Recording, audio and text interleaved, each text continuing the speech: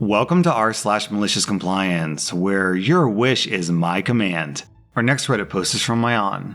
A number of years ago, I worked for a small local outsourcing company. I was assigned to work with a particularly high-profile client of theirs. The client's office was just around the corner from my employer, but my employer insisted that I remain within the office to do work. So the client provided me with a laptop that connected to their network remotely. It's important to note that while my client was decent, my employer had a totally fear-based management culture. The managers wanted eyes on employees at all times because they assumed people would slack off given half the chance. After almost a year of working there, I got a call from the client notifying me that my client-given laptop needed some critical updates, and I would have to bring it into their office so their IT could apply the updates locally. It all sounded very reasonable to me.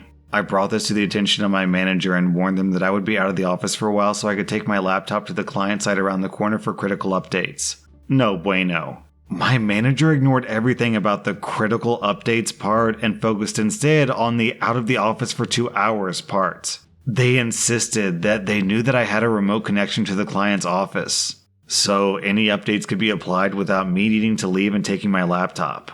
I got the impression they thought that I was lying to get some free time off. I decided that this had the potential to teach my managers a great lesson about not trusting their own employees. So, like the model employee I was, I shrugged, "You know best, boss," and complied with the request, continuing working as usual. Until the following morning when I switched on my laptop and nothing would work. My laptop refused to connect to the client's remote network. The various software applications I use for my job also wouldn't run due to the lack of a connection. Error messages flashed up on every file that I tried to access, warning that my credentials had been blocked. I was left holding a very expensive brick. My manager was livid when I explained that I couldn't do any work. They clicked around on my laptop trying to fix it themselves, but there was no other solution to be had.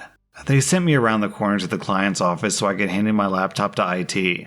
I took my time, enjoying a coffee and breakfast in the client's on-site cafe while IT worked on my laptop. But when I went to check on it after an hour, I believe the client IT's manager's words were, "It's f***." The critical update mentioned before was intended to repair something wrong with the way the remote connections worked. When my machine didn't get the update, it lost connection with the client's network and immediately locked me out of everything, effectively blacklisting my credentials. The IT manager explained that they would have to build me an entirely new machine and set up new accounts. A process that would take about a week to ensure that everything filtered through correctly and could be tested. The client was fine and understanding about it, but when I returned empty-handed to my employer's office, my manager got extremely snotty with me. And he insisted that I still had to work, somehow. I pointed out that I had no client laptop to work on. So instead of sending me home, they forced another employee to share her computer with me. For the next week, me and my colleague shared her computer, 1 hour each at a time. Since I didn't have access to my files, client data, etc., all I could do was the barest minimum of work, sending a few emails from my colleague's account. After a week, I got my new client laptop, and things went back to normal. But the week of sharing that computer meant that my employer lost around 40 hours of productivity from 2 employees. The shared pain of the experience with my colleague brought us closer together, and when my employer lost their contract with the client a few years later, she helped me get a new job with my employer's competitor. So, OP, you worked for an outsourcing company that wouldn't even let their employees outside? It's no wonder they lost that client. Our next Reddit post is from Madeboxer. I'm a secretary for a medical facility that funds other medical institutions. I'm also responsible for their travel to conventions and conferences. There is this very large, very highly attended conference each year that invites our medical professionals to give presentations. One such presenter, who's a huge Karen, has to be incredibly difficult because she feels that she's above us dregs and she never lets us forget it. As a presenter, they're given certain hotels that are reserved for them at a reduced rate. However, most of these hotels are nowhere near the convention site, and they end up spending a bunch of money on cabs. I set up the travel for at least 10 different people, and I realized that through a loophole, I could book them into a hotel where the conference is actually held. So I start doing that instead of allowing the conference coordinators to book them in heaven knows where at the last minute, which they're prone to do. Karen comes up to me and she demands that I only book her into the hotels listed on the conference coordinator's website. And if I don't, she'll have me written up. So that's what I did. The day before they all left for the conference, which was clean across the country by the way, Karen found out that she was the only one who wasn't booked in the conference hotel, but instead she was booked 9 miles away. She was hopping mad and stormed to my desk, screaming about me putting her far away in a 2-star hotel. I looked at her and calmly stated that she was in one of the 3 hotels the conference coordinators reserved, and she distinctly instructed me to only select those hotels and nothing else. She ended up spending more than $70 in cab fare to and from the venue, while everyone else only had to go downstairs from their hotel rooms. She also missed giving her presentation because she was late. After that, when I booked everyone for trips, Karen no longer demanded that I give her special treatment. And instead, just let me use my best judgment when booking hotels. Down in the comments, we have this story from Ogioni. I remember a comment by a high-end corporate executive. When he changed jobs, his secretary went with him. It was even in his contract, and she was very well compensated. He said, "She makes it possible for me to do my job." And when asked if he had to choose between his wife or his secretary, he said, "My secretary Alice has been with me through 4 marriages." And then beneath that, we have another story from Living Complex. The story I heard was that in the 80s, corporations asked, "Why are we paying so many secretaries $10 an hour?" So they fired most of them. It took a few years to realize they were now paying executives $150 an hour to do the work that secretaries were doing and doing it worse than the secretaries would. So they tried to hire back the secretaries, but half of them had found other jobs and the rest demanded double the wage and a better title. Our next Reddit post is from Leith Chin. I used to work as a dedicated inventory guy for a tire and wheel store that dealt only in tires and wheels. It was a big chain. All the employees wear black, not by choice, even on the most blistering of days. Nearly 10 years working there, and I was the only one handling their nearly 5,000 to 7,000 tires, along with several hundred wheels, nuts, bolts, tire loop, replacement parts, etc. Basically, I organized the entire store in terms of what was bought, sold, or used. I also processed all of our incoming shipments, whether it was a single tire delivered by FedEx or one of our twice-weekly shipments of 400 to 800 tires. Technically, my job was supposed to be divided among 3 people. The manager I worked with for most of those 10 years was very happy and supportive of me, trying to make sure that I was taken care of if I needed help. Unfortunately, the company underwent a bunch of terrible changes after the owner of the whole chain died. It shifted from a family company to a for-profit micromanagement type of thing. My awesome manager became stressed and went from great to not so great. I won't deny that some of the things he did got me pretty pissed off. Ultimately, he was transferred to a new administrative position to finish out until his retirement, and we got a new manager and a lot of extra salesmen. I was left on inventory because everyone agreed that I was the only guy for the job that knew anything. They tried giving me newbies to learn the ropes, but I only got a couple of days with them before they were pulled for more, quote, important things. Eventually they gave up caring and figured that I would do inventory for the foreseeable future. Well, at the end of 2018, I started looking for other opportunities. It wasn't entirely because of the changes at work, but instead, doing a 3-person job after 10 years was starting to take its toll on my back. I can't deny, I was getting kinda scared that I would do something irreparable to my back and that would stick with me forever. Management kept resisting my plans to reorganize the stock because different brands don't need the same amount of space. For example, that major tire brand that did really well 3 years ago and took up 1,000 tires worth of space was now only taking up 400 tires worth of space. But hey, I have this one brand that we used to carry 250 tires for, but now we're ordering hundreds of them weekly, and we really need an extra 750 units of space. So one area will be overstocked and another area will be understocked. As I'm in the final weeks of my lovely tenure there, I reminded management that they should find someone I can give the rundown to before it's too late. My new manager tells me in very businessy and polite terms, "Just do your job and let us worry about it."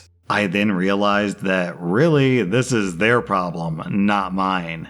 Cue malicious compliance. I found a lovely time when management was busy. 2 were in meetings with corporate for 3 days, and 1 was on vacation for the rest of the week. This was perfect timing because it was my last week as well. I worked like crazy that week. I reorganized the whole place to my OCD specifications. I wanted everything to fit. I wanted everything perfectly presentable. I did it my way, and I got everything to fit. Brands were moved and I left notes. I let all my favorite coworkers who pulled my inventory know what was up. They adapted instantly because really, it's not that hard. They commended me on my effort and thanked me for doing that before leaving. However, I knew what was coming. A couple of months into my new job, I start getting calls from my former coworkers. Apparently, they never tried to replace me at all, and things started falling apart. Tires were shoved into the racks with no regard for where they belonged. If there was an empty space, they just filled it with whatever tire was on hand. After 3 months, I heard 3 longtime employees walked out because the lack of organization was killing their bay times for dealing with cars, which led to a domino effect of stressful work and a toxic environment. It used to take on average just 15 minutes for us to deal with one car. However, now it was taking 15 minutes just to find the correct tires. And sometimes they even gave up looking and had to drive to another nearby store to find the correct tire, thinking they had an inventory error. Obviously, the delays and inefficiency made the managers angry at everyone, and service techs usually got the heat. I wish I could say that I had more juicy details about the aftermath, but after a certain point, all of my ears in that store left.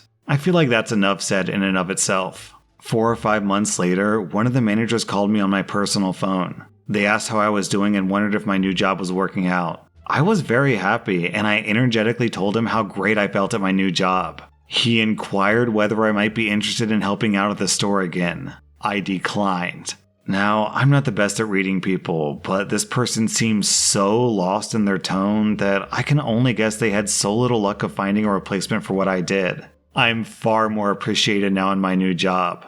Our next Reddit post is from Cleefish. So, a few years ago, my dad was moving out of his house and in with his parents due to some health problems with my grandma. This was over summer break and I was just out of high school at the time, about to go into college, so I had absolutely nothing to do all summer because I was just waiting to move out of state. My dad was never super organized and still isn't, whereas I'm the type of person who would alphabetize my entire bookshelf with a full system. I'm just really type A and I like keeping things in order. Call me weird, but I just really enjoy reorganizing things and cleaning. It just hits that button for me. So, being that my dad had about 2 months until he closed on the house, I just started to pack up some of the house for him. His basement was a disaster, and I had wanted to clean it up for years. So, within the first day, I had made a significant dent in the basement, which ended up being a very involved process. I didn't realize when we had moved in that a lot of the stuff from our old house was still packed haphazardly because my brother and I were too young to really help. So I went through the process of unpacking the still packed boxes from the old house, labeling the boxes in a way that made sense, and then repacking those boxes appropriately. After about 3 days of this, I get about halfway done, including cleaning and packing my room and some of the garage. Here's the build up to the malicious compliance. My dad comes down to the basement to help me, which is all good with me. I start explaining where things go, and my dad wants to change my system. I resist, explaining that I already have a system and that I've been doing the bulk of the packing already. So he should probably just go with me on this one, but that's when he hits me with, "My house, my rules." So I relent because I know what'll happen. Anyone who's really type A will agree with me that the only thing more frustrating than things being really chaotic and out of order is when things are slightly out of order, which is what I knew would happen. Regardless of the fight that Dad and I had, he ended up almost following my system. Mostly, the things that belonged in the labeled boxes were where they were supposed to be, except for a few very important odds and ends that got put, well, not where they were supposed to. I noticed that, but because of my dad's "my house, my rules," clearly he has a plan, so I didn't say anything. I knew the payoff was going to be a slow burn, and it came several months later when I was in school across the country and unable to help. My dad calls me one day very flustered because he can't find something that he needed. He had been in his rented storage unit for the better part of 3 hours looking for it. Now, the storage unit got packed horribly by the moving crew. I've been in there a few times, and I feared for my safety. It's a legitimate labyrinth/jungle gym and a nightmare to get through. Not to mention this was midsummer and there was no air conditioning. So my dad is mad and on the phone with me, asking me where this item is, and I ask him if it's in the box that I labeled in big red Sharpie, important stuff. He says no, and I smile a bit. Then he says, well, you were in charge of packing all this stuff, and now I can't find it. That's when I calmly reminded him of the blowout fight that we had over this exact issue and how he commandeered my operation afterwards. I told him that if I had actually been in charge, then the item would have been in the box labeled important stuff. He hung up on me after that. I love my dad, and I had no problem helping him out. We laugh about that incident nowadays. But I can't say that I didn't get a good chuckle at the thought of him sweating and cursing, climbing around in that effing storage unit death trap. He recently found another place to live now that my grandparents have more in-home assistance, and I've already worked out that I'm going to come help him move. We already agreed that this time, I'm in charge. So when it comes to this story, I'm like OP's dad. I'm chaotic, disorganized. My wife, on the other hand, is the complete and total opposite. One of the best things about my wife is that she's an amazing organizer. And one of the worst things about my wife is that she's an amazing organizer. I totally sympathize with OP's dad. The thing is, with people like us, it's just in our nature to resist organization at every possible turn. However, the unfortunate reality is that the world just wants to be organized, and it's better when it's organized. So having to suffer through organization projects is just pure torture for someone like me. And it's made even worse by the person who is organized telling you what to do. Put this here, put that there, that doesn't go there, what are you doing? You're doing everything wrong, blah, blah, blah, blah, blah. But in my experience, unfortunately, the best thing to do is to just swallow your pride, bow your head, and just do what the organized person tells you to do, because in all cases, they're always right. That was rSlash and if you like this content, check out my Patreon where I publish extra episodes. Also, hit that subscribe button because I put out new Reddit videos every single day.